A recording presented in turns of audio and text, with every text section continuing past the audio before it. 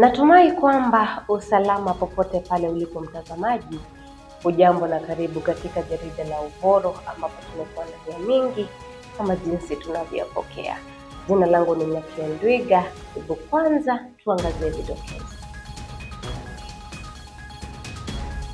Maandalizi ya ziara ya Rais William Ruto katika eneo la Mlima Kenya yaendelea. Serikali kuhakikishia wakulima kuwa kuna mbolea ya kutosha. Na mgogoro mkali kuibuka baina ya wawakilishi wadi na gavana katika kaunti ya Machakos.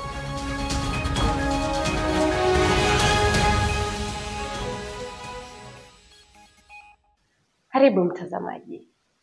Wandani wa Rais William Ruto sasa wameanza harakati za kuhamasisha wakazi kujiandaa na ziara yake inayotarajiwa wiki ijayo eneo la Mlima Kenya. Rais anatarajiwa kufika eneo hilo baada ya kukaa miezi kadhaa kufuatia kuteuliwa kwa aliyekuwa naibu wa rais Rigathi Gachagua. Mwanahabari wetu William Shilisia anaeleza mengi kuhusu habari hii. Baada ya miezi 6 ya kuadimika eneo la Mlima Kenya, Rais Ruto anatarajiwa kuanza ziara yake ya eneo hilo wiki ijayo. Viongozi na wakazi wametoa hisia kinzani kuhusu ziara yenyewe, huku waandani wa rais wakianza kuhamasisha wakazi kujiandaa na ziara hiyo. Rais Ruto katika ziara yake ya kaunti za Nyandarua, Nyeri, Meru na Tharaka Nithi anatarajiwa kuzindua miradi ya maendeleo ili kurejesha imani ya wananchi wa eneo hilo kwake. Katika matayarisho yake ya ziara hiyo, Rais Ruto ameandaa misururu ya mikutano na viongozi wa eneo hilo ili kuweka mikakati ya ziara yenyewe. Swali ni je, Rais Ruto ataweza kuukwea mlima? Nikiripotia Uvoro TV Business, William Shilisia. Na kwa sasa serikali haina mpango wa kuongeza mishahara wafanyikazi wa umma kutokana na hali ngumu ya uchumi, wakilazimika kusubiri zaidi. Tume ya huduma kwa umma yani PSC imesema kuwa hali ya utata wa fedha inayoshuhudiwa kote duniani imeathiri pakubwa uchumi wa taifa. Haya yanajiri kufuatia wafanyakazi hawa kupendekeza kuongezwa kwa mshahara kama tunavyoelezwa kwenye habari ifuatayo.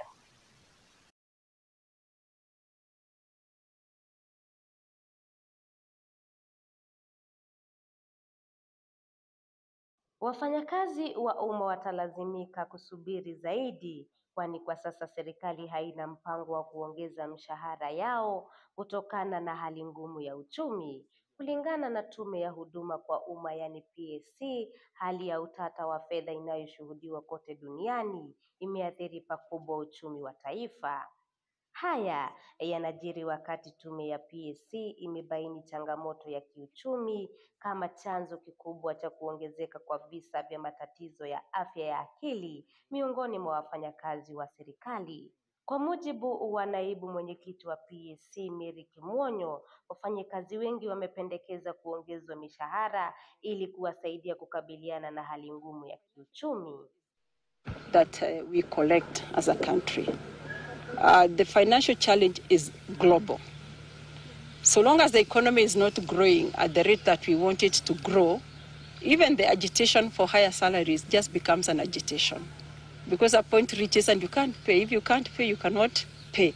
So my encouragement to the entire nation is that we think more about to make the cake bigger and to generate revenue for our country. And then the issue of adding salaries for everybody will not be an issue. Let's say we are working 62 to 38%, and that is why we have affirmative action. This difference is historical because the participation of women in public service, as you know, wasn't that much after our independence. Mainly it's the men who worked, and that picture has continued.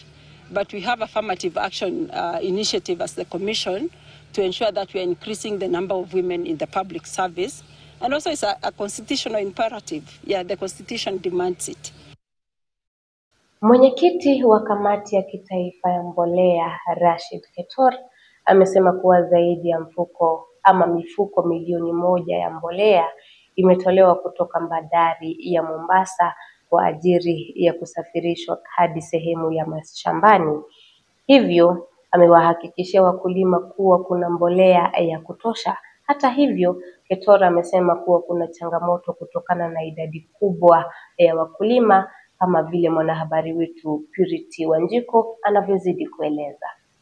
Huku wakulima wakihofia upungufu wa mbolea, mwenyekiti wa kamati ya kitaifa ya mbolea Rashid Ketol amesema kuwa zaidi ya mifuko milioni 1 ya mbolea imetolewa kutoka bandari ya Mombasa kwa ajili ya kusafirishwa hadi sehemu za mashambani. Hata hivyo, amesema kuwa kuna changamoto kutokana na idadi kubwa ya wakulima wanaofika katika vituo vya bonde ya kitaifa ya nafaka na mazao, hali ambayo inasababisha ajili ya wafanyikazi wa muda ili kupunguza msongamano. Licha ya wakulima kupata mbolea kwa bei nafuu, wamelalamikia muda mrefu wa kupokea mgao wao na mfuko michache wanayopewa. Siku ya Jumamosi tulikuwa Mombasa na kulikuwa na shehena kadhaa ambazo zilibebwa na SGR kupelekwa katika sehemu tofauti, ikiwemo Syokimau, vile vile Naivasha, ili kila gala ambalo liko sehemu ya karibu na Nairobi pamoja na hii sehemu ya kati inapata mbolea, kwa sababu wakulima wamejitokeza kwa wingi. So hatutakuwa na wasiwasi sana ya kwamba kutakuwa na upungufu. Najua pia mtaniuliza, wengine wanasema ya kwamba labda ameandikiwa achukue magunia 300 ama 200, lakini anaambiwa kwa leo achukue mbolea gunia 100 ama 200. Ni kwa sababu magala yetu hayawezi kubeba zaidi. So tunawaonuia radhi wale wakulima, ili ukiwa utaambiwa uchukue kiasi fulani uchukue na urudi kuja kuchukua ingine. Hiyo ambayo kama umeandikiwa ni yako ni 50, hata kama imepunguzwa kwa magunia 10, hiyo 10 bado utapata, ili kila tunapoongeza ndio mtu aweze kuja kuchukua. Basi nasikia ni mifuko 2 na kwangu haitoshi nikiangalia, lakini unajua tukipata kama mgao, yani kwa kila mtu apate moja, ingawa kila mtu tupate kila mtu, juu ni mfumo wa mvua, tafurahia. Tumekuja bado tujahudumiwa. Nikiripotia Uvoro TV Business, langu jina Wanjiko Purity. Na kituo cha polisi cha Riandera katika eneo bunge la Mwea Magharibi, kaunti ya Kirinyaga imefungwa baada ya maafisa wa polisi waliokuwa wakihudumu hapo kuondolewa kufuatia madai ya deni la kodi ya zaidi ya shilingi milioni 2. Mwanahabari wetu Nyambura Kamau ana uketo wa habari hii. Kituo cha polisi cha Riandera katika eneo bunge la Mwea Magharibi, kaunti ya Kirinyaga, sasa kimefungwa baada ya maafisa wa polisi waliokuwa wakihudumu hapo kuondolewa kufuatia madai ya deni ya kodi zaidi ya shilingi milioni 2. Kulingana na ripoti, kituo hicho kilikuwa kikipangishwa na mmiliki wa jengo hilo, ambaye sasa anadai malimbikizi ya kodi. Hali hii iliyosababisha maafisa hao kuhamishwa. Wakazi wa eneo hilo wameelezea hofu yao kuhusu usalama, wakihofia ongezeko la uhalifu kufuatia kufungwa kwa kituo hicho. Aidha, viongozi wa eneo hilo wametoa wito kwa serikali kuingilia kati na kuhakikisha kituo hicho kinarejeshwa kazini ili kutoa huduma za usalama kwa wananchi. Juu hawawezi GDP ikawabidi watoki. Sasa sidhani kama serikali inaweza kuwalipia nyumba hata kama ni mwaka mmoja ama miaka 2 kabla watafute mahali wanaweza weka hiyo maeneo yao. Mahali pao, yani wakuwe na mahali pao. Kila mtu kwa Kenya ako na haki yake. Mwenye nyumba ako na haki ya kulipwa kodi ya nyumba yake. Na hata polisi nao pia, wale wanaofanya kazi pia nao wanatakiwa walipwe. Na sisi wenyeji, na sisi tunatakiwa haki yetu ni security. Nikiripotia Uvoro TV Business, jina langu ni Nyambura Kamau. Nikukumbushe kwamba tupo katika mitambo ya Pang 162. Kutana nasi pia kwenye mitandao ya kijamii. Tutarudi na taarifa zaidi baada ya muda usiokuwa mrefu, lakini kwa sasa twende mapumzikoni. Usiende mbali.